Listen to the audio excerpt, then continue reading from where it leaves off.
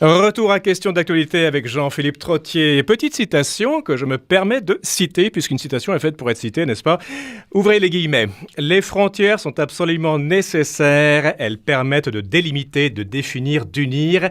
Elles ne sauraient être malsaines si on les envisage comme des points de contact plutôt que comme des facteurs de division. Fin de la citation, qui est du géographe québécois Henri Dorion. Mais on pourrait très bien appliquer cette citation à un collectif d'artistes qui expose à la Maison de la Culture Frontenac à Montréal jusqu'au 19 avril prochain. L'exposition s'intitule « Zone » au pluriel avec un point d'exclamation. On expliquera ça un peu plus tard. Et cette exposition se veut une réflexion créatrice sur les limites de notre mondialisation moderne. J'ai le plaisir d'accueillir en studio Stéphanie Chalut, commissaire et artiste. Stéphanie Chalut, bonjour. Bonjour. Merci d'être à la radio. Merci de m'avoir invité. Ah ben écoutez, c'est un plaisir. Et on vous présente un petit peu. Vous avez une maîtrise en arts visuels de l'Université Laval, un bac dans le même domaine de l'UQAM. Vous poursuivez maintenant un certificat en muséologie et diffusion de l'art, également à l'UQAM. Vous avez donc plusieurs expériences par ailleurs dans le cinéma. Je dis ça pour mousser votre réputation.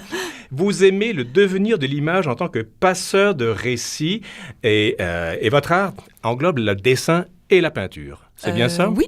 Ben, ces temps-ci, plus le dessin, oui.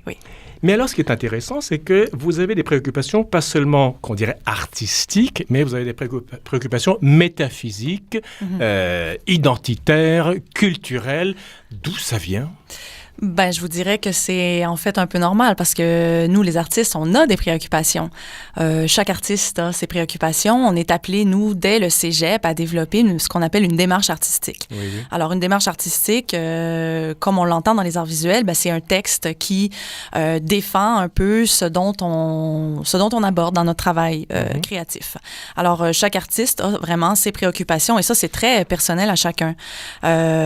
Donc, ça peut être évidemment des questions formelles, des questions esthétiques.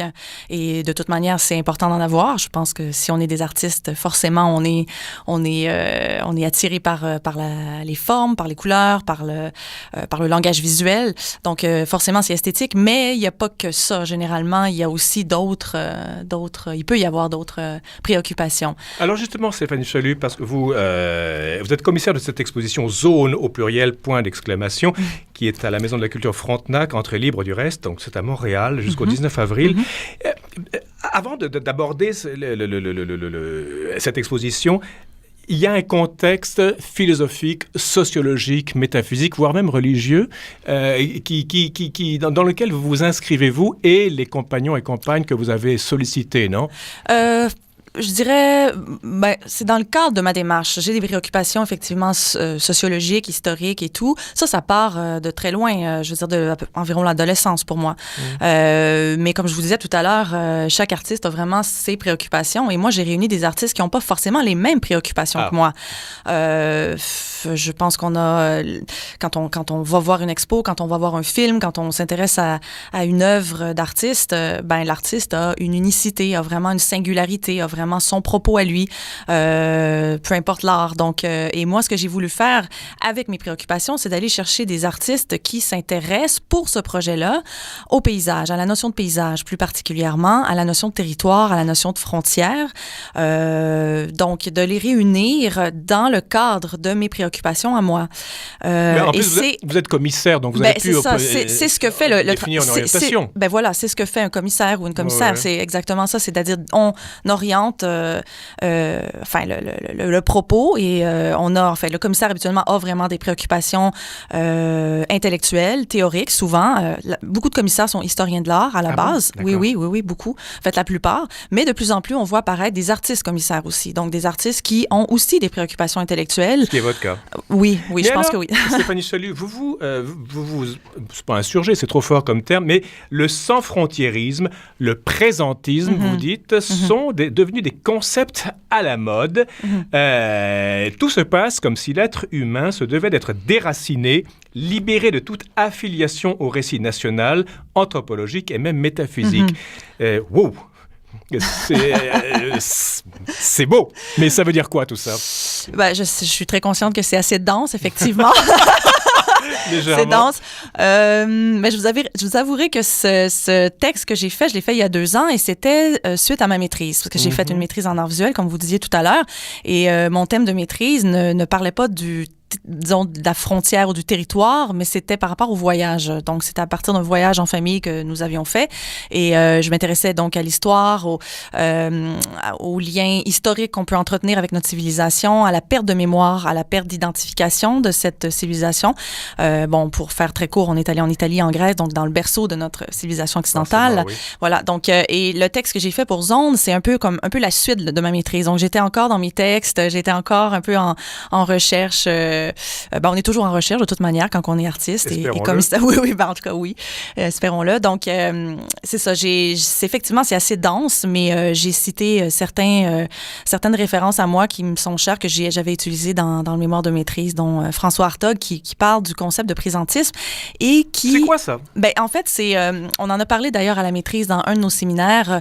C'est cette espèce de si je peux faire très court, là, de mentalité qui dit qu'on doit vivre au présent, qu'on doit se détacher du passé, que le passé est lourd de toute manière et que c'est pas nécessairement bon et qu'il n'y a pas d'avenir non plus. C'est-à-dire qu'il n'y a pas de... En fait, on est des êtres nomades, on n'est même pas dans une culture, dans une nation, on est désaffilié de n'importe quoi. Voilà. On est tout à fait libre et on s'évapore. Voilà. Et donc, il n'y a plus d'identité à ce moment-là. Il n'y a plus d'enracinement, il n'y a plus de filiation, il n'y a plus de passation, de conservation d'une mémoire, d'une transmission des valeurs, en fait, qui ont pu forger une identité collective, nationale et même personnelle.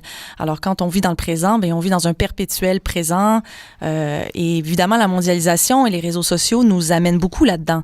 Donc, c'est clair, de mon point de vue, il y a un danger. Un danger de quoi? Il y a un danger de poursuivre cette espèce de mode de vie déraciné et d'empêcher finalement tout lien avec l'autre, avec un grand A, avec le vrai être humain. Je pense pas que ce soit sur les réseaux sociaux qu'on puisse vraiment, par exemple, faire de grandes amitiés. Ça aide à certains niveaux, mais c'est pas... Ça lubrifie un petit peu, mais pas plus. Mais le projet ne parle principalement, je vais revenir au projet, ça parle de paysage surtout. Alors justement, venons-en à ça, parce que là, je m'adresse maintenant à l'artiste que vous êtes, et la peinture, comme la musique, comme n'importe quoi, il y a une rupture de tradition déjà dès le début du XXe siècle. Je pense, en peinture, vous avez le cubisme, vous avez Kandinsky, vous avez Mondrian, ce sont des gens qui ont mis la hache dans la tradition. En musique, il y a eu ça aussi. Tout à fait. Donc, vous êtes l'héritière, vous et beaucoup de gens d'ailleurs, de cette solution de continuité, de cette rupture avec la tradition. Et donc qui s'amplifie maintenant avec la mondialisation, l'abolition des frontières. Comment est-ce que des artistes peuvent... comment vous dire? Pour moi, l'art, vous me direz que je suis un gros bourgeois de droite, mais... L'art, c'est la création, c'est des influences multiples.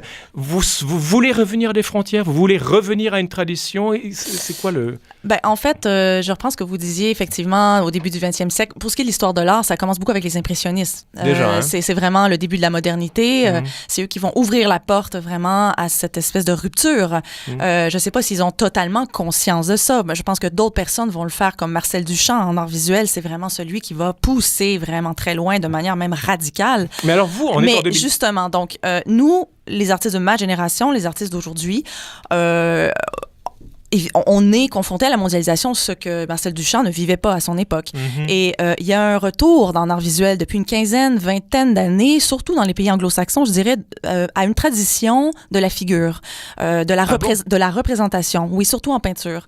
Et moi, je m'en suis rendu compte justement en furetant sur Internet. Donc, il y a du bon parfois à aller sur Internet. Tout à fait. Sinon, je pourrais même pas travailler ici à la radio. Oui, c'est ça. Donc, voilà. Puis, j'ai sélectionné des gens qui principalement, sauf peut-être mais principalement sont des artistes de l'image. Moi, je suis une artiste de l'image. Je suis une artiste qui s'intéresse beaucoup au cadre de l'image. Comment on peut renouveler l'image? Comment peut-on raconter encore le récit dans l'image, en peinture et en dessin? Parce que c'est très mal vu encore. Il y a encore beaucoup de préjugés par rapport à la notion de figuration, à la notion de représentation. C'est passéiste, c'est plate. C'est pas passéiste, c'est pas plate, puisqu'on voit qu'il y a quand même des contre-exemples. Ça, c'est le gros bourgeois de gauche qui parle maintenant. Non, pas du tout. Il y a pas de platitude, il y a pas de... Mais je veux bien, Stéphanie Chelu, mais un artiste qui est dans le sillage d'une rupture de la tradition et soit dans la logique de l'étiolement, enfin de la logique de cette rupture encore, soit une logique de ressaisissement qu'on pourrait appeler conservatisme ou ci ou ça. Comment arrivez-vous à éviter l'écueil du passéisme ou l'écueil du présentisme et d'être créatif et d'être en même temps ancré dans des archétypes, dans des sources nourricières? Enfin, comment ça se traduit de façon picturale, puisqu'on parle de cette exposition Zone qui a lieu à la Maison de la Culture Frontenac jusqu'au 19 avril prochain. Zone, le titre d'exposition ZONES, point d'exclamation. Alors, répondez à ma question. En fait, c'est ça. Comme je vous disais tout à l'heure, j'ai sélectionné des artistes qui, principalement, sont des artistes de l'image et qui travaillent, en fait, généralement, sauf peut-être une, comme je disais tout à l'heure, qui ne travaillent pas nécessairement l'abstraction, qui travaillent vraiment des choses qu'on peut reconnaître. Et pour moi, c'était important de parler aussi de cette... de comment on peut, comme je vous disais tout à l'heure, de réinventer l'image, le cadre traditionnel. Donc, justement, pour faire un contrepoids à une certaine idéologie, parce qu'il faut dire que l'art contemporain, c'est très large. Et plus ça va avec le relativisme, avec la mondialisation, on accepte de plus en plus des démarches, des pratiques qu'on ne pouvait pas accepter il y a une trentaine ou quarantaine d'années. En fait, chaque artiste est un univers. Oui, mais il y a des, je dirais... ce qu'on disait en maîtrise, c'est que c'est difficile maintenant de se situer dans ce grand courant de l'art contemporain parce que les gens sont très, très, généralement, ont des grands préjugés par rapport à l'art contemporain. Pour eux, c'est seulement, des choses vraiment... Songées. Ou dégoûtantes, ou etc., etc. Ce n'est pas juste ça, en fait. Il y a tellement plus de choses. C'est beaucoup plus nuancé. Et je pense que moi, j'ai fait une sélection d'artistes très actuels, très contemporains, qui ont des parcours professionnels déjà. Ce sont des jeunes pratiques, ce sont des jeunes artistes, mais qui sont en train de monter, qui sont en train de se démarquer dans notre milieu, qui ont des reconnaissances. Et moi, je pense que c'est important d'être contemporain, d'accepter sa contemporanéité. Stéphanie Chelu, excusez-moi, je vous interromps. Un artiste est un penseur, un créateur. Aujourd'hui, un artiste a tellement de chapeaux, je ne sais plus à qui je m'adresse. Au 19e siècle, c'était simple. Ça devait être de la croix, il peignait, puis ça tout à fait. C'était romantique. Aujourd'hui, l'art, c'est aussi une réflexion sur l'art. Mais c'est devenu une réflexion à cause de Marcel Duchamp, principalement. C'était qui? Marcel Duchamp, c'est un artiste qui a fait, vous savez, l'œuvre de la toilette... l'urinoir, oui, voilà. Ou la roue de bicyclette à l'envers sur le tabouret. Oui. Et qui a décrété que l'artiste, en fait, c'était seul l'artiste qui pouvait décider qu'est-ce que de l'art. Donc, ce n'était plus... Et donc, le public, c'était des veaux passifs qui n'avaient qu'à gober ça? C'est-à-dire que ce n'est plus l'académie, ce n'est plus le milieu autour, ce n'est plus les musées, ce n'est plus l'institution qui doit décider, ce n'est plus les grands bourgeois, c'est plus les collectionneurs, etc. C'est l'artiste. En fait, on a fait, si vous voulez, de l'artiste quasiment un saint, en quelque sorte. On a monté ça et moi, je pense qu'il y a un danger aussi à ça. Il faut faire attention. Est-ce que vous défendrez l'idée de refonder une école, d'appartenir à une école, une institution, sans l'académisme évidemment, mais est-ce que vous avez un souci d'unité là-dedans en réunissant vous êtes quoi, 8 ou 9 artistes? Oui, on est 9. J'ai un souci d'unité dans cette expo, mais de là à ouvrir une école, non, c'est pas dans mes projets, c'est pas dans mes... Mais ça serait un souhait, j'imagine, de vivre à une époque où au moins il y a des écoles clairement identifiées. Non, c'est pas pour moi un projet d'ouvrir une école ou d'ouvrir un courant. C'est très dur quand on est encore en vie d'avoir un propre recul sur son propre travail. Ça, c'est juste. Alors, c'est souvent quand l'artiste est décédé que là, les historiens de l'art se mettent à faire de la recherche puis à dire, bon, on va le mettre dans tel mouvement, telle mouvance, tout ça. Mais non, moi, comme commissaire dans cette expo, j'avais envie d'approcher ces artistes qui s'intéressent au paysage, qui s'intéressent aux fragments de paysage aussi. Donc, de faire amener le visiteur à réfléchir à qu'est-ce que la frontière aujourd'hui, au sens large, qu'est-ce que l'identité, comment on peut renouveler ça. Donc, tout ce qui est écrit dans l'opuscule, tout le texte que je leur ai proposé il y a 2 ans, je les ai réunis donc autour de ce texte. Ils ont tous accepté. Pourquoi ça s'intitule Zone au pluriel et un point d'exclamation en plus? Rien n'est livré au hasard. Non, ça c'est sûr. C'est très dynamique. Je suis une personne dynamique, donc ça... j'avais pas remarqué. C'est un peu à l'image de ma personnalité, mais c'est en fait... c'est très affirmatif. Ça affirme que la zone est importante. Autrement dit, que le territoire est important, qu'on doit s'identifier à un territoire. Mais vous l'avez mis au pluriel? Oui, parce que il y a des zones, il y a des artistes aussi. Ah, c'est ça, OK, d'accord. Donc, il n'y a pas qu'un territoire non plus sur la planète, il y en a plusieurs. Et je veux dire, on est tous insérés dans une culture, dans une tradition, dans une langue, dans une histoire. Et pour moi, c'est important de parler de ça aussi dans mon travail et dans ce projet-là. Et pourquoi le point d'exclamation après zone? Pour simplement affirmer que c'est important. Donc, ça fait moins, entre guillemets, si je peux m'exprimer, mou. C'est plus... D'accord, oui. Donc, c'est plus affirmé, c'est dynamique. Ça montre que, voilà, on affirme ça et que c'est important.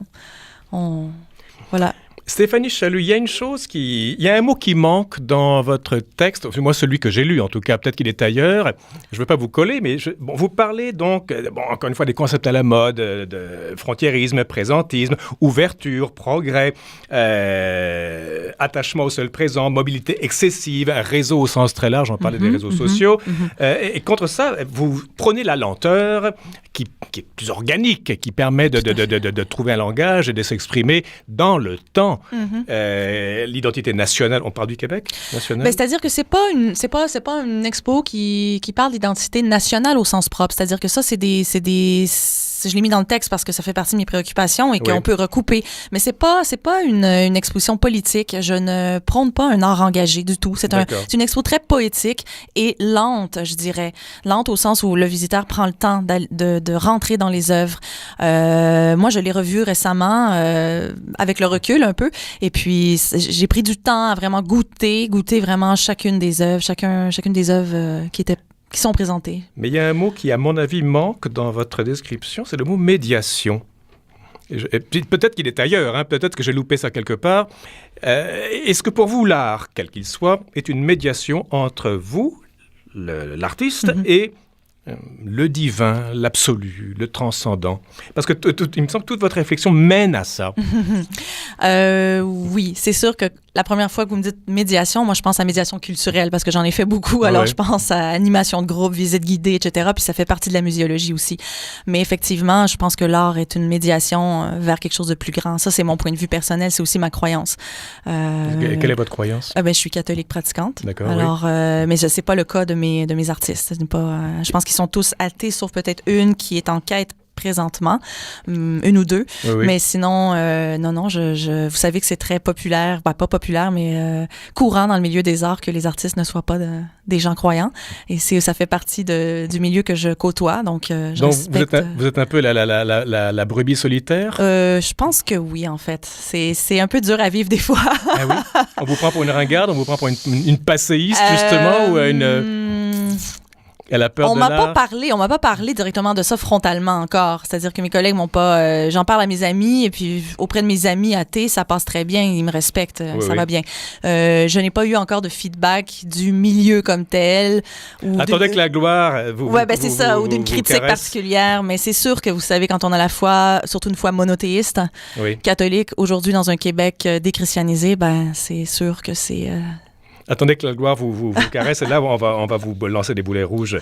Stéphanie Chaloux, merci beaucoup. Vous êtes artiste et commissaire de cette exposition qui s'intitule Zone, Z-O-N-E-S, point d'exclamation, qui a lieu jusqu'au 19 avril prochain à la Maison de la Culture Frontenac, entrée libre. Ça, c'est derrière le métro Frontenac, justement, www.accessculture.com pour avoir tout ça. Et si on veut connaître vos œuvres à vous, vous avez également un site internet www.stéphaniechalut, C-H-A-L-U-T, tout petit, tout collé.com. Merci beaucoup. Merci à vous.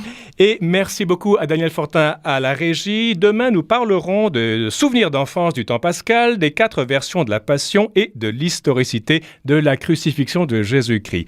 Ici Jean-Philippe Trottier, merci de votre fidélité. Restez à l'antenne de Radio-VM.